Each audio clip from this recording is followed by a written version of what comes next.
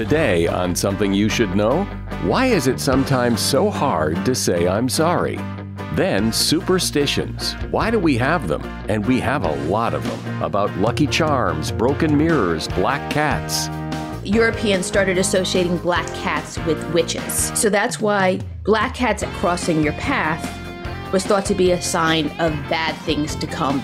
As a result, black cats are not adopted as much from shelters. Also, what should you do if you see an egg on the ground that fell out of a nest? And fascinating science, like the only way to cure a hangover, and why we use maggots to heal wounds. Unfortunately, the grossness is really what prevents people from using this treatment. Maggots are not used nearly as much as they should, given their effectiveness, just because of the gross out factor. All this today on Something You Should Know. Something you should know. Fascinating intel, the world's top experts, and practical advice you can use in your life. Today, Something You Should Know with Mike Carruthers. Hi, here we go with another episode of Something You Should Know. And we start today with the topic of apologies. You ever find it difficult to say, I'm sorry? It's hard for a lot of people. And there is some research that sheds light on why apologizing is so difficult. And it really comes down to the fact that not apologizing just feels better. Two groups of volunteers agreed to write letters addressing something they had done wrong, while the group who apologized had a better sense of integrity after the fact. The group who refused to apologize felt more empowered and had a greater sense of self-worth. The author of the study says that apologies make apologizers feel a little better, but refusing to apologize makes a lot of people feel a lot better and in more control of the situation. It also turns out that a voluntary apology feels a lot better than an apology given because somebody told you to say you're sorry. And that is something you should know.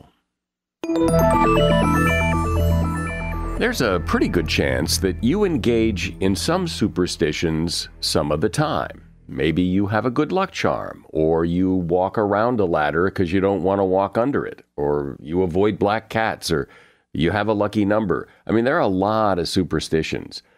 So where do they come from, and why do they persist?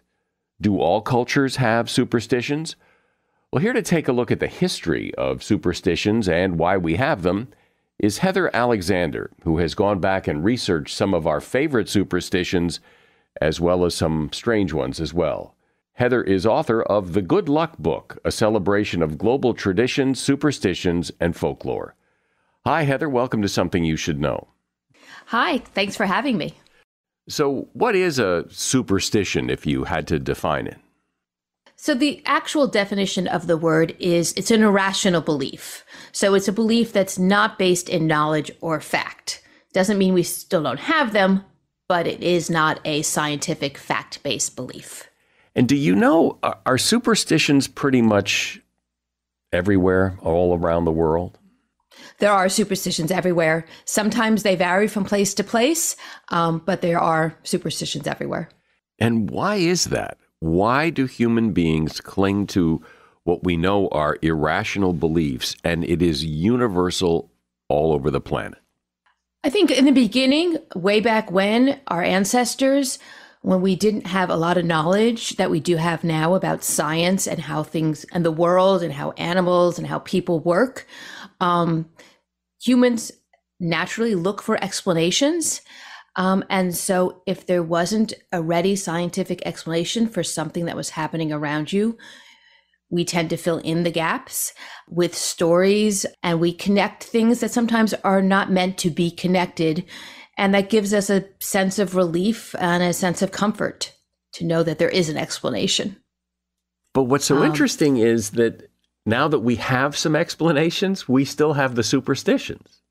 Exactly. And some of it is passed down. We're taught it at a very young age from our family. Some things we don't even realize are a superstition. For example, blowing out candles on a birthday cake, or covering our mouth when we yawn, all come from superstitious beliefs.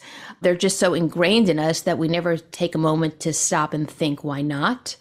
And then a lot of other times, people say they're not superstitious, but they actually do a few little things just to be sure, because you sometimes don't want to tempt the fate.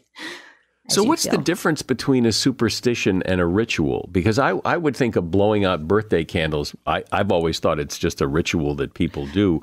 I didn't know it was a superstition, and maybe I don't understand the difference between those two words. Right. There are many, many rituals that are based or born from superstitions. So they've become rituals for us now. For example, blowing out the birthday cake candles. German kids back in the 1700s were giving cakes with candles on it for the first time. And the candles were lit throughout the day of your birthday. And when it was cake time, you blew out the candles. And there was a big candle in the middle. And if you blew it out, the superstition was that you would then live to see your next birthday. Granted, these were times where children died young, or adults also died young. So it was a big deal to wish for your next birthday. Now we blow out candles and we say we make a wish. We don't necessarily all wish for health and to see our next birthday. We might wish for something else. But that's where the superstition came from. If you blew out the candle and you were able to have enough breath to blow out the candle, you would then get to see your next birthday. So from your research, tell me a strange, kind of bizarre superstition that you uncovered that I would find fascinating. So one of the ones actually that I found an amazing story behind was the idea, I was always told that eating carrots would give me great nighttime vision. And actually this superstition is traced back to the United Kingdom during World War II. In 1940, a Royal Air Force pilot was the first to shoot down a German plane in the nighttime using what was then secret radar technology. But the British at that time, or the British media, the British military, didn't want the Germans to know that they had this technology. So they fed to the media that this pilot's super night vision was the result of eating lots and lots of carrots. And actually, I'm not sure that the German military believed this, but parents believed it. Yeah, my grandmother believed that. Exactly. And so they decided, well, I'm going to tell my children that. And they started packing carrots for lunch and carrots for here. And it was actually something that was just put out in the press, but it became a belief. And that's actually how a lot of superstitions get their start. Two different things that have nothing to do with each other. You put together, this one was put together for you, but a lot of times you put them together in your mind. So if I wear my lucky red underwear and I get an A on the test, I then start to believe, and it happens a second time, that red underwear equals an A on the test, sort of forgetting that I did study for this test or I did listen in class. There's a lot of superstition. I don't know if there's a lot of. There are several superstitions that come to mind that come from like Halloween, dark side, black cats, broken mirrors, that kind of stuff. Where do they come from? The black cat superstition. Cats go back to ancient Egypt, ancient China. They were honored as goddesses. Cats were a very good thing. But back in the Middle Ages, Europeans started associating black cats with witches. And they feared that the witches kept the cats as companions, or that the witches could then turn into cats. So that's why a black cat crossing your path was thought to be a sign of bad things to come, because witches would either be in your life or would be coming into your life. The Puritans, when they traveled to America, brought this superstition with them. Black cats actually are not unlucky in other countries. Actually, in Japan, United Kingdom, a black cat crossing your path is considered lucky. The problem with the black cat one is, as a result, black cats are not adopted as much from shelters. So it actually is a problem for the black cat community, as it were. That's really interesting that the superstition actually has consequences, well, as you say, to the black cat community, which I'm not. Right. And what about... there's actually a lot of them. For example, the giant anteater is seen as an animal that brings bad luck in South and Central America. And as a result, it's been hunted or it's hit by cars. And now the giant anteaters are endangered. And it's a direct relationship between the feeling that this animal in particular is bad luck. So it actually does have, for animals, it does have consequences. Isn't that weird? Yeah. And what about the broken mirror 7 years bad luck thing? Do we know what that's about? The superstition is if you break a mirror, you get 7 years of bad luck. It's believed that it goes back to ancient cultures. Back then, the idea of a person's reflection was not only to show their physical appearance, but it was also a doorway into their soul. So shattering a mirror was like shattering or damaging your soul. As far as the 7 years, 7 is a number that comes up a lot in superstition, both for good luck and bad luck. But as I understand it, ancient Romans believed that a person's body renewed itself every 7 years. So the idea that the luck would come back if you waited, you had to wait now 7 years for your body to renew itself, for your soul to become whole again. Another part of that, though, is that years ago, mirrors were very expensive and fragile, and you didn't want to break a mirror because it cost a lot of money and was hard to replace. So a lot of superstitions also are a not so subtle way for parents and others to say, don't mess with the expensive stuff. Heather Alexander is my guest. We're talking about superstitions, why we have them and what they do for us. Heather is author of the Good Luck book. So Heather, if you had to divide the world of superstitions between superstitions for good and bad, are there more superstitions about bad things happening or good things happening, or is it 50-50? I don't know that I can give you a percentage, but there actually are quite a lot of good luck superstitions, especially good luck charms, things that people either do or physically hold on to bring good luck, as well as different ways that we make wishes, whether it's wishing upon a star, wishing on, finding a 4-leaf clover, horseshoes hung up in a barn to gather luck. So actually, I probably think there is a little bit more good luck than there is bad luck. Oh, that's interesting. Well, what's the deal with, I used to have rabbit's feet when I was a kid, and I have no idea why that's supposed to be good luck. And it's not good luck for the rabbit. No, it's definitely not. And it's another one, though, that has had not good consequences for rabbits. What about just the idea of a good luck charm, that having this thing in your hand or in your possession will bring you good luck?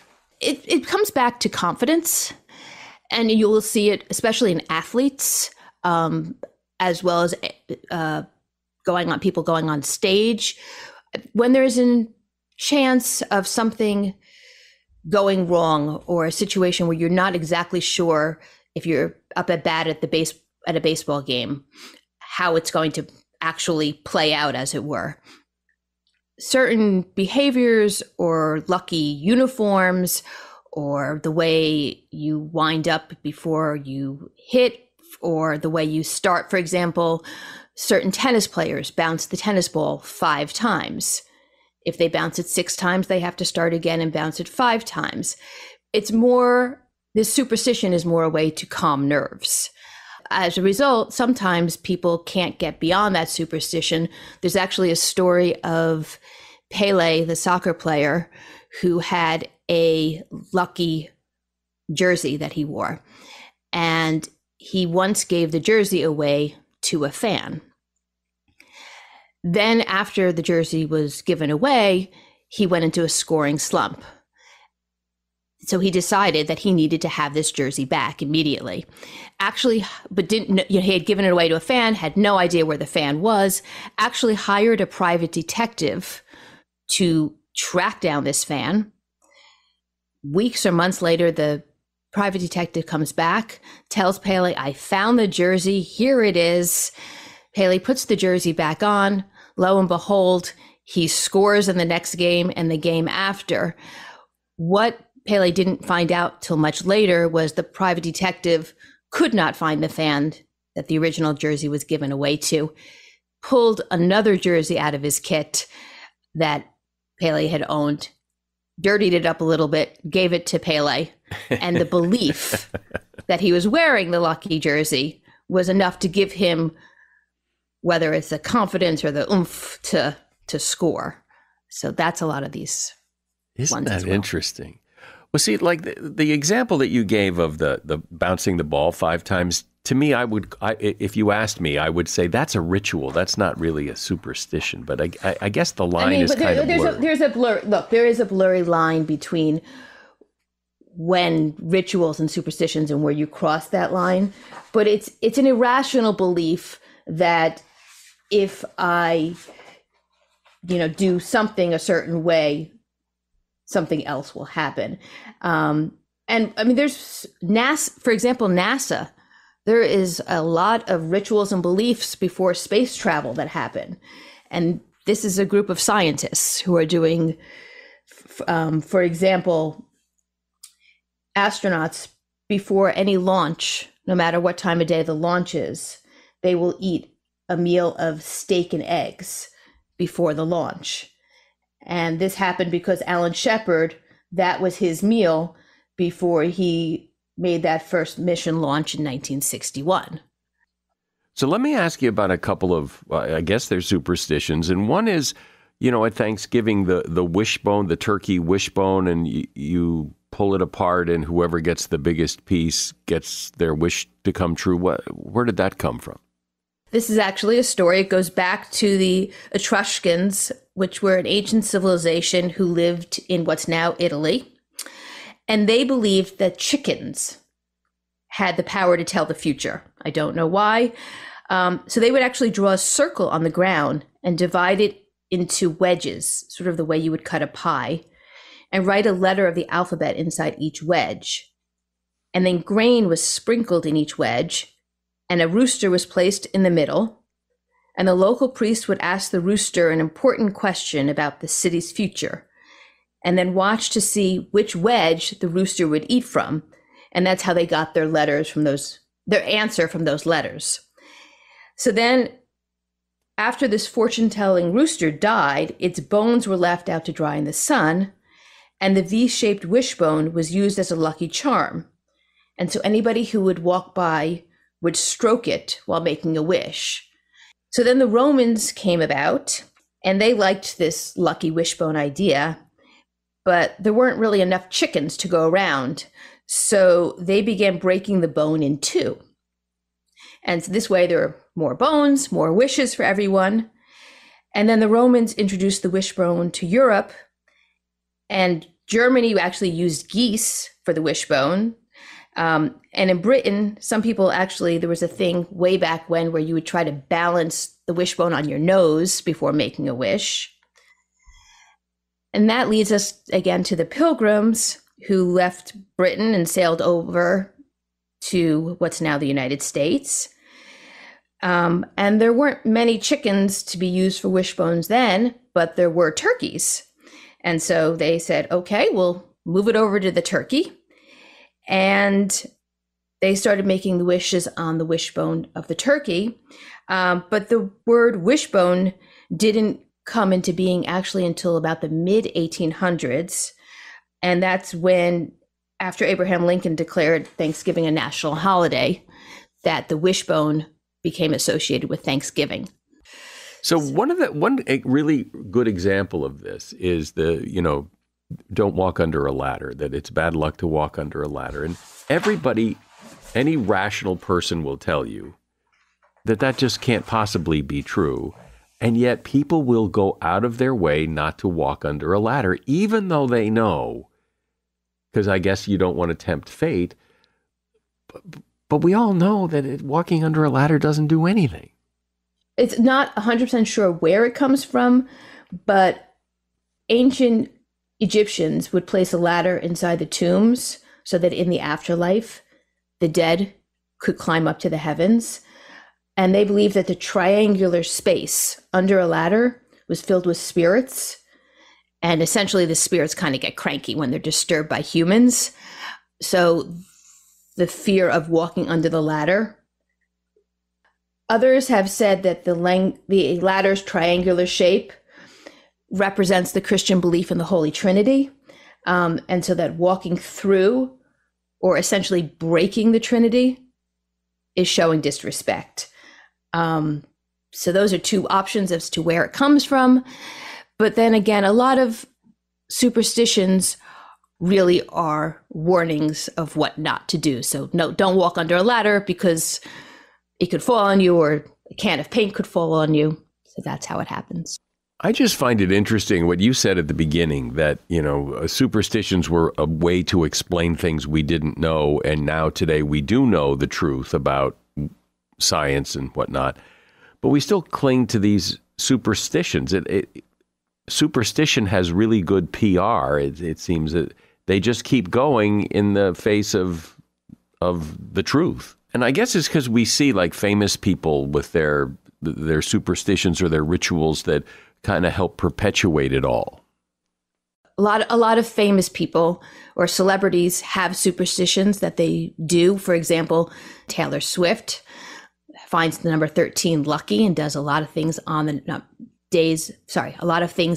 13. Opera singer Luciano Pavarotti insisted that he could only perform with a bent nail in his pocket because that was his good luck charm. But he had to find the bent nail on his way to the stage, so he had to find it backstage. As a result, in opera houses all over the world, they would have assistants drop a few bent nails on the pathway from the dressing room to the stage, so he would be sure to find one in order for him to be able to go on and perform. So that's a fun one there. Yeah, and there's got to be more to that story, like why a nail? But so many of these superstitions seem so kind of random and weird, but kind of fun to talk about. I've been speaking with Heather Alexander, and she's author of The Good Luck Book, a celebration of global traditions, superstitions, and folklore. And there's a link to that book in the show notes. Thanks for coming on and talking about this, Heather. This was fun. Thanks, Mike, for having me. It's been wonderful talking to you. One thing that often happens to people such as you who listen to this show is you learn lots of new and interesting things. And in this next segment, you are going to learn several new things you probably didn't know from the world of science. And I think you'll find it quite fascinating. My guest is Chris Balakrishnan. He is co-founder of something called Nerd Night, where for over 20 years, Nerd Night has delivered to live audiences around the world some interesting, fun, and informative presentations about science, history, the arts, pop culture, and more. He's also author of a book called How to Win Friends and Influence Fungi, collected quirks of science, tech, engineering, and math from Nerd Night. Hey, Chris, welcome to Something You Should Know. Hi, Michael. Thanks for having me, and good to be here. So let's start with the hangover, because anybody who's had a hangover knows that feeling of wishing there was a cure for it. And over the years, people have come up with various ways, various ideas of how to prevent a hangover, how to cure a hangover. I don't know how successful those are. So what is a hangover, and what's the science about this whole thing? A hangover is generally is a combination of symptoms that you feel after drinking too much. This can include things like a headache, nausea, and even worse. It's a really uncomfortable set of symptoms, and these symptoms actually, believe it or not, cause a significant economic cost. Well, sure, because you think about all the people who are hungover the next day and don't go to work, and add all that up, and the lost productivity itself is pretty substantial. But is there any progress towards a cure for a hangover? And maybe it's hard to do because it's not a thing, it's a group of symptoms. But where are we with that? The simplest answer, of course, and the one nobody wants to hear, is that the only sure way to not have a hangover is to not drink. But for many of us, that's not a tenable solution. What other kinds of options are there? Well, unfortunately, the only proven treatment that reduces the effects of the hangover is one that we've all heard about, and that is drinking more alcohol. So why does drinking more alcohol help? To understand that, you have to understand how alcohol is metabolized in the body. And basically, when you get a hangover, the reason you have a hangover is because of the toxic metabolites of methanol. And so there are two kinds of alcohol that you might run into in your drinks, ethanol and methanol. And the majority will be ethanol. But if you drink a lot, the toxic byproducts of methanol build up in the bloodstream. And methanol and ethanol both compete for the same enzymes that process alcohol. And your body preferentially processes the ethanol. And so by drinking more alcohol, you're giving your body the ethanol that prevents these toxic byproducts of methanol from forming. These are things like formaldehyde. And so by giving your body ethanol, these toxic byproducts of methanol just don't form. And those byproducts like formaldehyde are the things that contribute to the hangover. It does seem like a weird solution to the problem because, we've heard that alcohol is poison basically to the body if you drink too much of it. And so if you take poison to then take more poison to combat the poison doesn't seem like it would make much sense. This is the context where this really comes up. That is, you're in the hospital. Things have gotten so bad that this is a really a good idea and doctors will prescribe, for example, IV alcohol to help with the extreme symptoms that you're suffering. Really? So when you have alcohol poisoning in the hospital, they treat you with alcohol? Yes, in extreme circumstances, yes. Wow. When methanol poisoning specifically, yeah. So is there any other treatment, any other cure, any other wives' tale about curing a hangover that doesn't involve drinking more alcohol that has any value at all? Yeah, so the other possible treatment is a supplement called glutathione. And this, it turns out, is a supplement that you can buy over the counter and has now been even branded as a hangover cure. Glutathione, what it does is, well, first of all, the amount of glutathione in your body is reduced while you're drinking, and so you're depleting your glutathione supply as you drink. And it turns out glutathione is a cofactor that helps these enzymes that process alcohol in your body to function. And so you've depleted your glutathione by drinking, and so bringing those levels back up can help these alcohol processing enzymes work more effectively. There are here as well a couple of caveats.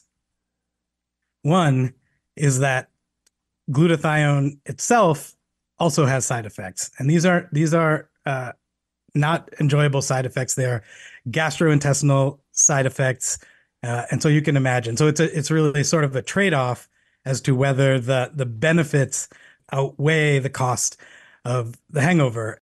Well, and as you said at the very beginning, the best cure for a hangover is to not drink, and then you can't get a hangover. Let's talk about maggots, because there's some science here, and people are pretty grossed out when they see maggots, but there is some scientific use for them. Yeah, so this was a really interesting thing that I just learned, and that is how maggots are used in hospitals and in the context of wound healing. And so it turns out that maggots are actually an approved therapy for treating poorly healing wounds. And there are old anecdotes going back to Napoleon's army and the Civil War that suggested that people who have maggot-infested wounds actually healed better than people who don't have maggot-infested wounds. And this was actually tested by a medical intern at the time named Ron Sherman, who set up an experiment with 103 people with poorly healing wounds. And it turns out that about 80% of the people who were treated with maggots achieved complete debridement, whereas only about 48% of those without maggots had complete debridement. And so in 2004, Ron Sherman applied for FDA approval for maggot therapy. And in 2007, maggots became the first FDA-approved animal treatment. And the maggots that are used are not like the ones in your garbage. I mean, there's medical maggots, right? There are medical maggots, and Ron Sherman has been the key entrepreneur in developing this business. So he basically started a company where maggots can be grown in sterile conditions. They're sent to hospitals on like a circular gauze type thing as eggs, and they can be placed on the wounds and grown in sterile conditions. It sounds so gross, and yet it's very effective. It's so effective, and unfortunately, the grossness is really what prevents people from using this treatment or even offering this treatment in some cases. So maggots are not used nearly as much as they should be, given their effectiveness, just because of the gross out factor. So I'm almost afraid to ask, but what is it that the maggots do that makes it so successful? Basically, maggots have evolved prickly spines that they use to basically loosen the dead flesh. And this turns out to be a much gentler way of removing dead tissue than a surgeon's scalpel. They also, like many babies, they can't chew food. And so what maggots do is they basically release their digestive enzymes onto the tissue itself. And that, again, helps soften and digest the dead tissue, but it spares the living tissue. And the enzymes involved also have antibiotic properties, and then that's where the infection management comes in. And so that's also a contribution of maggots. Finally, there's a part that no one understands, but also appears to be true, is that having treatment with maggot actually improves blood flow to the wound and stimulates blood vessel growth. And this also improves the healing in these poorly healing wounds. Misophonia you talk about, and we touched on it before in a previous episode, but I think it's so interesting because people don't know it's a thing. And, well, you talk about it. Misophonia is a condition that's really only recently come to attention, where the sufferer is extremely sensitive to particular repetitive noises.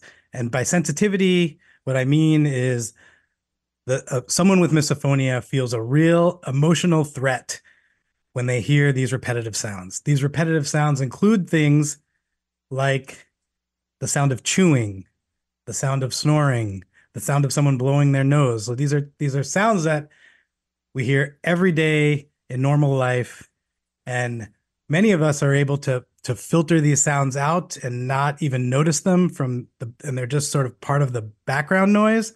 But someone with misophonia really feels anxious and stressed when they hear such sounds. And it turns out that estimates say that roughly 20% of people suffer from some form of misophonia, but only really 10% of people or so have actually ever heard of misophonia. And when people hear about misophonia, lots of people are like, "Oh, I have that. I've always wondered what was wrong with me." And it turns out that there's lots of other people that have this condition. Talk about the tea test, because this is something I'd never heard before, and it has to do with the beverage tea and how you prepare it. And so I'll let you tell the story. So a famous statistician named Ronald Fisher was making tea for his colleague Muriel Bristol, another scientist, and she was unhappy with the tea that was made, and she said it was because of the order that the tea was made. That is, was milk added first to the tea, or was the tea added to the milk? And Fisher thought this didn't make any sense. You should be able to add things in either direction and have the same outcome. But Fisher played an important role in the origins of statistics and experiments. At this time, there were not standardized methods for experiments. And in the context of this tea experiment, he devised an experiment to really test Muriel and as to whether she could distinguish the two types of tea. And so what he did was he made 8 cups of tea, 4 of which were presented milk first, 4 of which were made tea first, and he randomized the order of presentation. And he just simply asked Muriel to identify whether the milk or the tea had been added first. And it turns out that Muriel was able to correctly guess the order of milk adding 100% of the time. And why that was is simply because of the thermodynamics. When a small amount of milk hits hot tea, that milk becomes a little bit burned and develops a caramelly taste, and she could detect that. But what's really important here is that this little experiment was the foundation of modern statistics and modern experimental design that we use now today. This led to the Fisher's exact test, which is a long-standing statistical test used in experiments all around the world. So I know your specialty is birds. So tell me something fascinating, interesting that I probably don't know about birds. Have you ever heard of parasitic birds? No, but do I want to hear about parasitic birds? It sounds a little gross. So it turns out there are birds that are parasites. And these are not blood-sucking parasites or anything like that, but they are brood parasites. And so what that means is that these are birds that lay their eggs in the nest of a different species, and then that species raises these young as their own. And it turns out this behavior in birds has evolved independently in 7 different groups of birds. That is, these birds don't build their own nests, and they don't raise their own young. These are all very birdie things that you assume all birds do. But instead of that, they lay their eggs in the nests of other birds and pawn off that entire effort of parental care onto a different species. And would I know some of these birds? I mean, are they commonly known birds, or are these very weird birds that nobody's ever heard of? You might know about them. If you follow birds even a little bit in North America, you've probably heard of one species, that is the brown-headed cowbird, or the cowbird.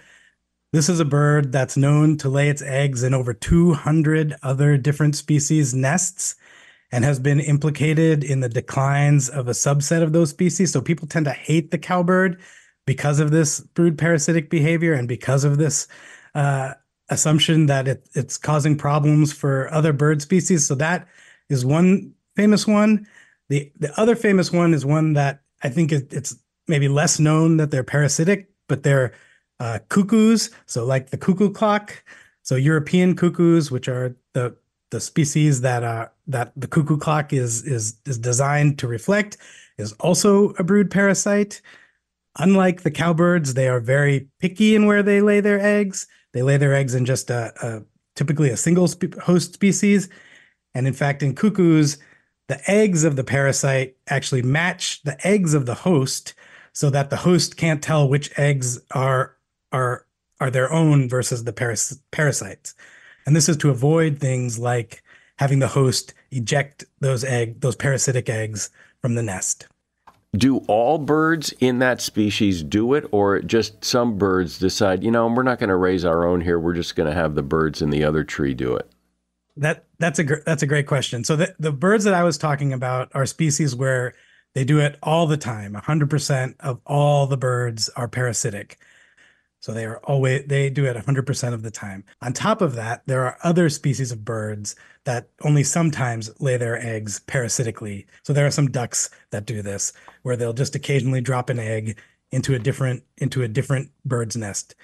All different versions of this behavior have evolved. And in fact, it isn't just birds that do this. There are fish that are parasitic. There are insects that are parasitic. Basically anything that lays an egg, any group of organisms that lays eggs, there are examples of this type of parasitism evolving. Lastly, because I think this is interesting, is the songs that songbirds sing, how they come to sing them. Talk about that. The songs that they sing, which we all hear all around us, are learned. They learn these songs from their parents. They're not born with them. And so the way that songbirds learn their song is very similar to the way that humans learn to speak. And very few other animals in the animal kingdom have this type of learned communication. So even chimpanzees, their vocalizations are innate and not learned. But songbirds, parrots, and humans are examples of learned vocal communication. And so, as I promised at the very beginning of this segment, at least I know I've learned several new things I didn't know before, and I imagine most people did too, thanks to you. Chris Balakrishnan, he is co-founder of Nerd Night, that delivers live presentations about science and history and pop culture and things around the world. And he is author of a book called How to Win Friends and Influence Fungi, Collected Quirks of Science, Tech, Engineering, and Math from Nerd Night. If you'd like to check that book out, there's a link to that book at Amazon in the show notes for this episode. Thank you, Chris. Appreciate you being here. Thank you very much. In springtime, it's not that uncommon to come across an egg on the ground that has fallen from a nest in the tree above. So the question is, if you come across one of these eggs, should you put it back in the nest? And the answer is probably not.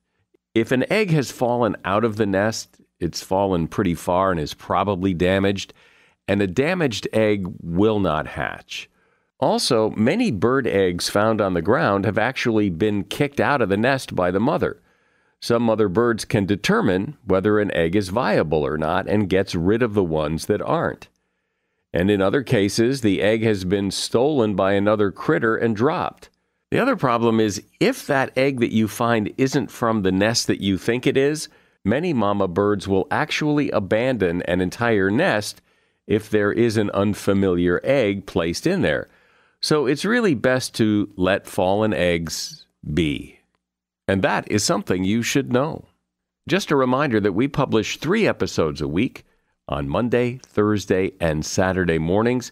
And if you become a follower, if you haven't already, you become a follower on the platform you listen on, those episodes will be delivered right to you.